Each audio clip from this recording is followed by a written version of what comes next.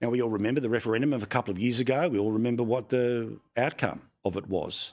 Not just no, but hell no, all over the country. Oh, sorry, with the exceptions of a couple of teal electorates and the ACT.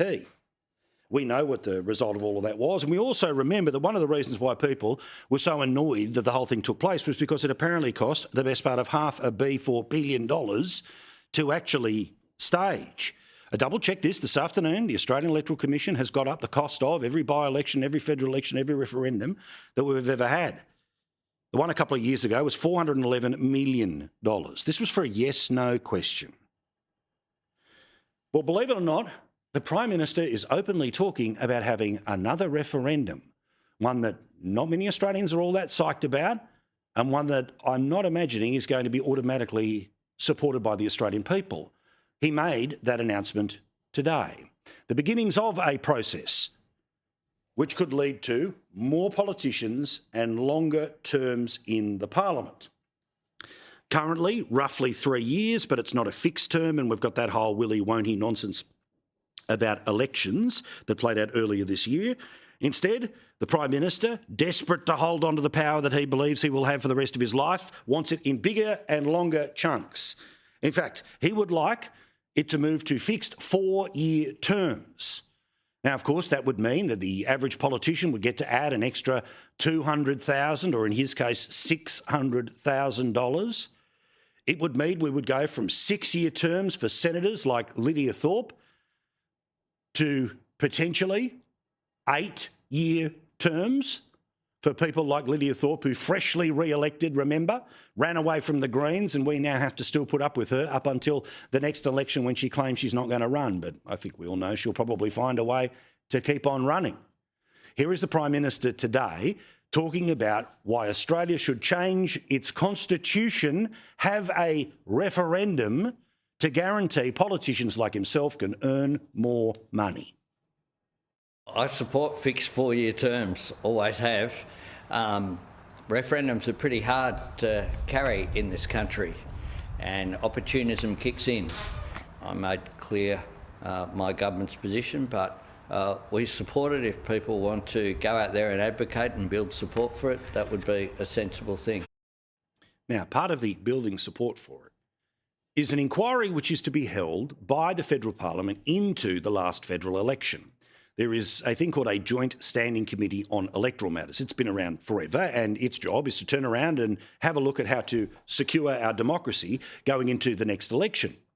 Now, in the last parliament, this was a multi-year process that resulted in, among other things, caps on spending at elections, in my view, slanted towards the Labor Party, because unions are independent organisations that can outspend anyone else on the political ballot apart from the Labor Party.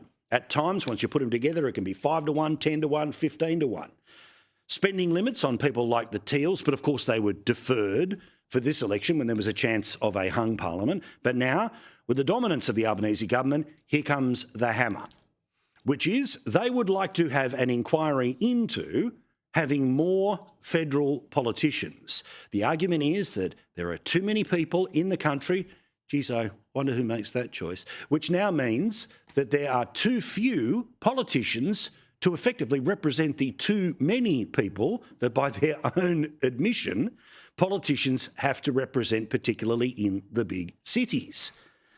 Now, all of this comes via a bloke called Don Farrell. Now, anyone who knows Australian politics knows this bloke is an absolute, the godfather, as they call him, of the Labor Party. But of course, he's the man who, as Special Minister of State, this is his full-time job, working out how to reform the system, you know, to guarantee more taxpayer money goes to people like the Labor Party, who, if they have more votes in the opposition, end up with not just a permanent financial advantage, but then potentially, with a whole bunch of other changes that are being discussed, a Victorian Labor-like grip on power. Well, the news reporting today is that the current 150 members of the parliament needs to expand. Why? Because the ratio of politicians to population that the parliament also decides to continually increase is a reason to change. The inquiry will consider creating more electors to reflect population growth since the last time the parliament was expanded from 125 to 148. It's now, of course, at 150. A move the Albanese government and other Labor and coalition MPs are apparently open to in private. Geez, what a surprise. Everyone on the gravy train wants the gravy train to go longer and to be deeper, for the trough to go. It continues here with another little thing that the government, that remember, with its majority and as well as its combination with the Greens, can make dumb ideas law that quickly, and everyone else just has to look to the other side.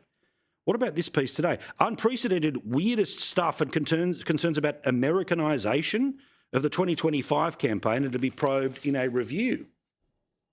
Now, we're going to have to read a bit here because you've got to follow on. One of the other people involved in this process is a bloke called Jerome Laxall. He is the re-elected and handsomely re-elected member of the seat of Bennelong.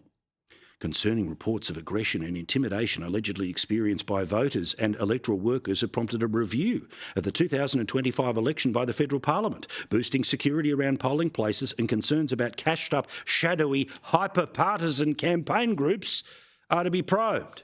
And that's all code for Advance Australia. And they're fine when it's Climate 200, they're fine when it was Get Up. Oh, but because Advance Australia can land a blow, a line has been crossed by some campaigners in the May federal election, says that MP. Some of the weirdest and craziest stuff happened, stuff that I've never experienced before. We don't want the Americanisation of our democracy with hyper-partisanship and these incredibly well-funded third-party operators influencing our democracy. Well, what does he call a union? What does he call Climate 200? What does he call Get Up in the past?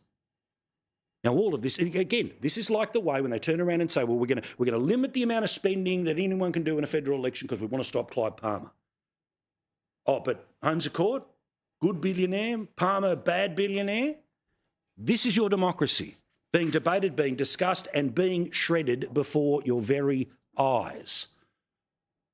On top of that, and a little bit later in the show, we'll continue the conversation because, thankfully, there has been some noise about what we told you about last night. A plan to make it harder to get more information out of the federal government and to make it more expensive to even ask for freedom of information requests.